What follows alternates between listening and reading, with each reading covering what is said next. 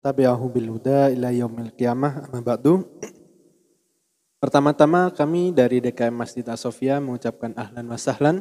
Selamat datang di Masjid As-Sofia. Terima kasih telah memilih Masjid As-Sofia sebagai tempat pelaksanaan sholat isya secara berjamaah yang insya Allah akan dilanjutkan dengan sholat tarawih di malam hari ini. Yang kedua, sebelum pemateri kultum Ramadan naik ke atas mimbar, ada beberapa pengumuman yang ingin kami sampaikan, akan tetapi sebelumnya kami himbau kepada para jamaah sekalian, bagi jamaah yang membawa alat komunikasi, mohon alat komunikasinya disilentkan atau dinonaktifkan terlebih dahulu demi kekhusyuan sholat berjamaah kita.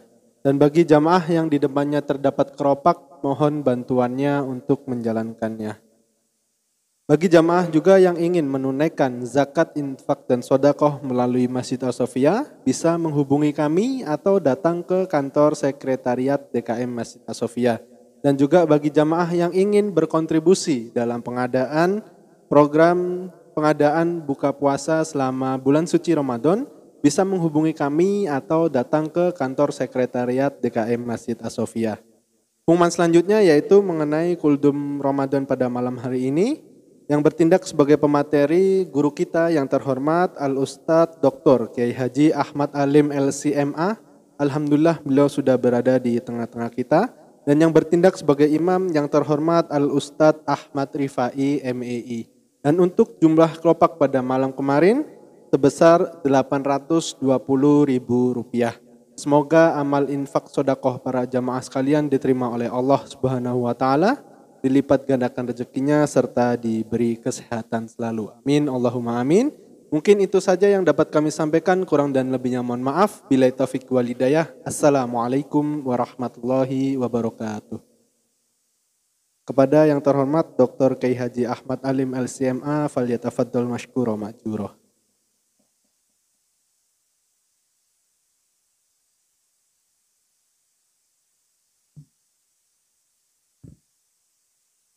Bismillahirrahmanirrahim. Assalamualaikum warahmatullahi wabarakatuh.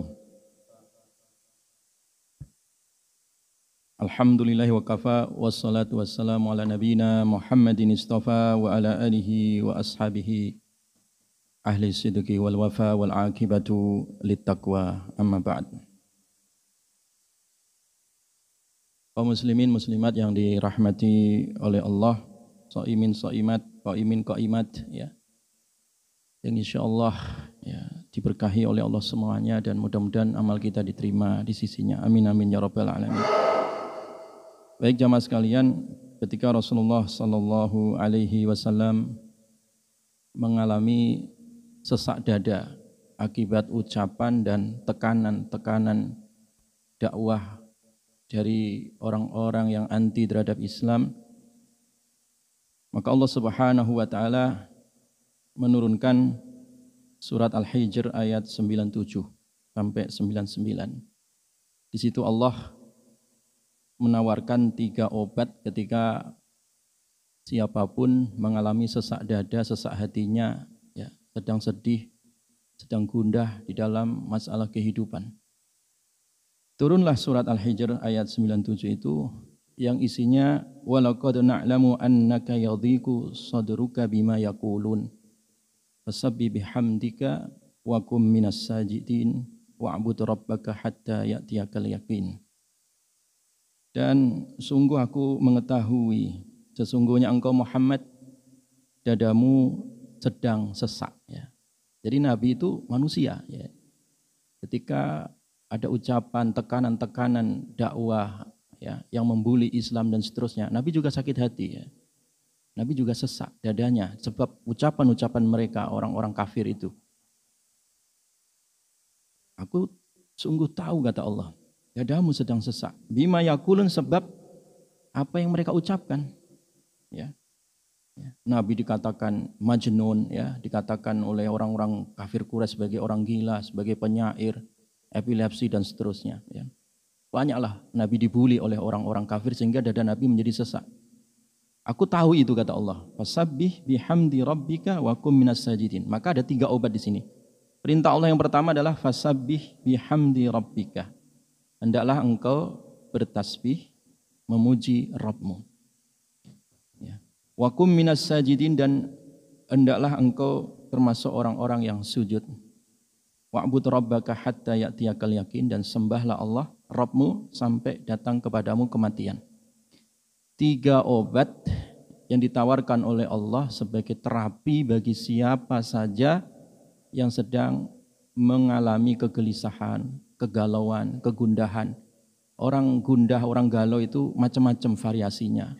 Ada sebab kebanyakan utang, ada sebab musibah, ada sebab masa lalu atau mengkhawatirkan masa depan.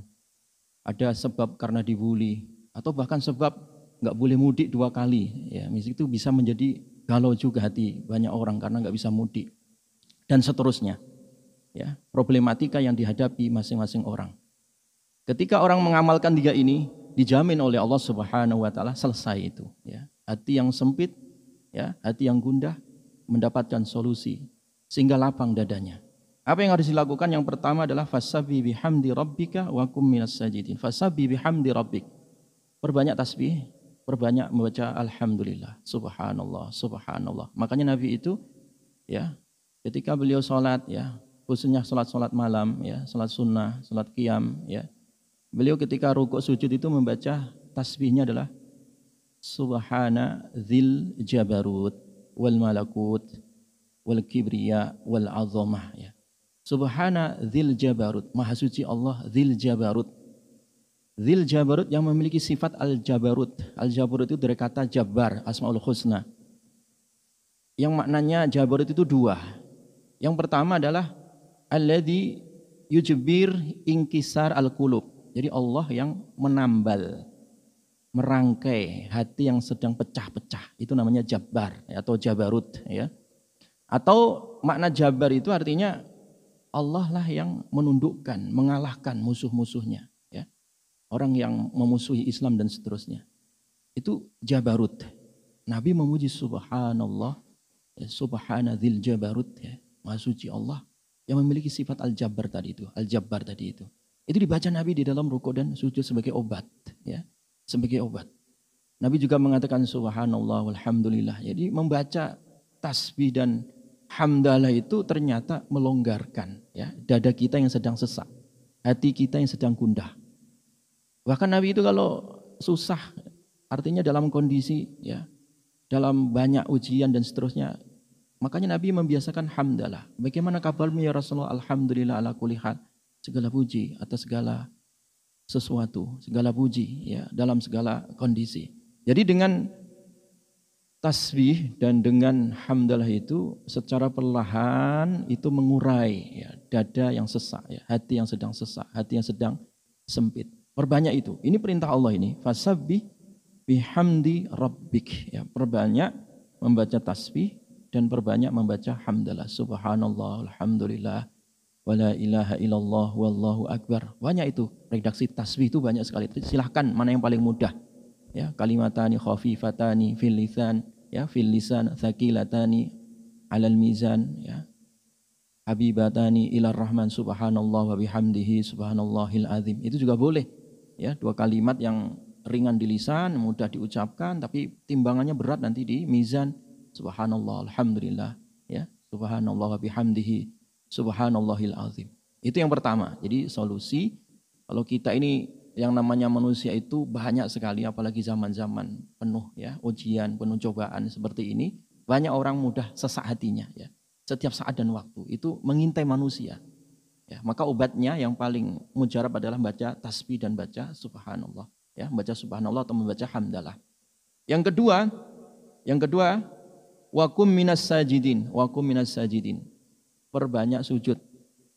Artinya ketika kita sedang menghadapi banyak ujian, tantangan apapun itu, ya, maka perbanyaklah sujud. Yang dimaksud perbanyak sujud ini perbanyaklah sholat sunnah. Ya, sholat wajib sudah pasti. Perbanyaklah sujud itu maksudnya perbanyaklah sholat sunnah. Ya. Alaika bikathrati sujud. Hendaklah kalian memperbanyak sujud. Yang dimaksud itu adalah sholat sunnah. Ya. Ya, ini yang disebutkan di dalam Ibnu Hajar di dalam kitab Bulughul Maram. Ketika adalah salah seorang sahabat ya yang bernama Rabi'ah al-Aslami ya, yang sahabat ini biasa membawakan air wudunya Nabi SAW ya. Nabi kemudian menawarkan, wahai Rabi'ah, kamu minta, apa yang kamu minta? Silahkan. Ya Rasulullah, ini uridu murafaqataka fil jannah. Saya minta ya Rasulullah supaya nanti saya tidak hanya temanmu di dunia, tetapi juga nanti temanmu di surga ya Rasulullah. Maka Nabi SAW mengatakan, fa'inni ala nafsika bikathrati sujud. Kalau begitu tolong ya, tolong kamu biasakan memperbanyak sujud. Ya.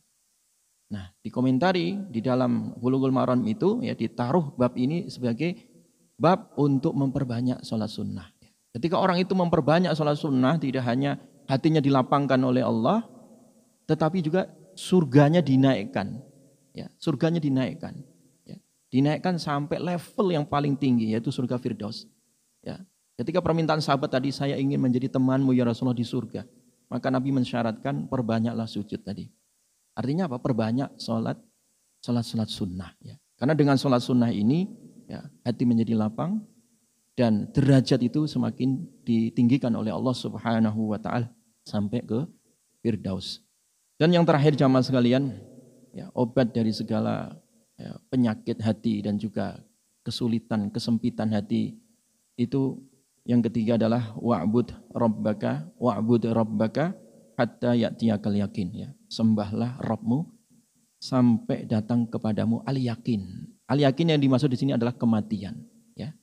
Artinya apa? Yang ketiga ini adalah perintah supaya istiqomah. Jadi istiqomah itu obat hati. Istiqomah itu adalah obat hati. Hati yang sesak, hati yang sempit. Kata kuncinya adalah istiqomah, ajek gitu ya. Jadi enggak tergeming dengan godaan ini, godaan itu. Lurus, ya, ala siratil mustaqim. Lurus, ya. Makanya ketika sahabat tanya, ya Rasulullah, saya minta ya, satu nasihat yang belum pernah saya tanyakan kepada siapapun. Nabi mengatakan kul amantu billah tsumastaqim, ya. Amantu billah tsumastaqim. Kamu katakan aku beriman kepada Allah dan istiqomahlah, ajeklah kamu. Istiqomah di atas jalan Allah Subhanahu wa taala. Memang berat, tetapi itu nikmat gitu ya. Makanya Nabi itu ya di jenggotnya dan di rambut Nabi itu enggak ada uban kecuali 16 sampai 20 helai uban saja. Ketika Nabi ditanya, "Ya Rasulullah, ya engkau beruban ya Rasulullah?" "Iya. Yang membuat aku beruban adalah syayabatsni Hud, surat Hud yang membuat aku beruban. Karena di situ ada perintah, fastaqim kama umirta. Kamu istiqomahlah sebagaimana kamu diperintahkan." Jadi istiqomah itu berat, tetapi ringan di dalam hati kita. Berat di badan, berat di mata, ngantuk, ya, disuruh subuh, ngantuk, disuruh tarawih. Tapi ringan di dalam hati kita nanti, ya, berat di badan, tapi ringan di dalam hati, semakin dinikmati.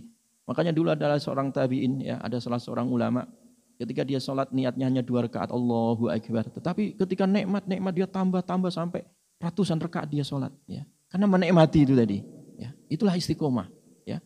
Makanya orang yang istiqomah itu dijamin oleh Allah tidak ada rasa takut, ya. Innalladzina qalu rabbunallah tsumma istaqamu.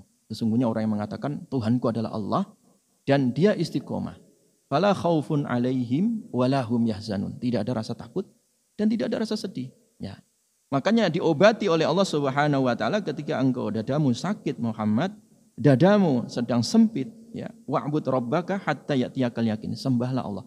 Ada aktualisasi ibadah sampai mati. Alias ini namanya istiqomah. Itulah 3 terapi jamaah sekalian yang bisa dijadikan obat, ya, bagi hati kita, ya, nutrisi bagi jiwa kita yang sedang mengalami banyak gangguan, yang sedang mengalami banyak ujian sehingga menjadi sesak, menjadi sempit. Untuk membukanya, mengurainya, maka lakukan 3 hal ini tadi. Banyaklah tasbih, banyaklah bertahmid kepada Allah. Yang kedua, banyaklah sholat sunnah. Dan yang ketiga, hendaklah istiqomah dalam segala keadaan. Itu insya Allah melapangkan setiap dada orang-orang yang sedang diuji oleh Allah Subhanahu wa taala. Demikian, mudah-mudahan bermanfaat dan mudah-mudahan hati kita senantiasa dilapangkan oleh Allah Subhanahu wa taala dengan cahaya iman dan istiqomah. Amin amin ya rabbal alamin. Kurang lebihnya mohon maaf. Wallahu a'lam bishawab. Assalamualaikum warahmatullahi wabarakatuh.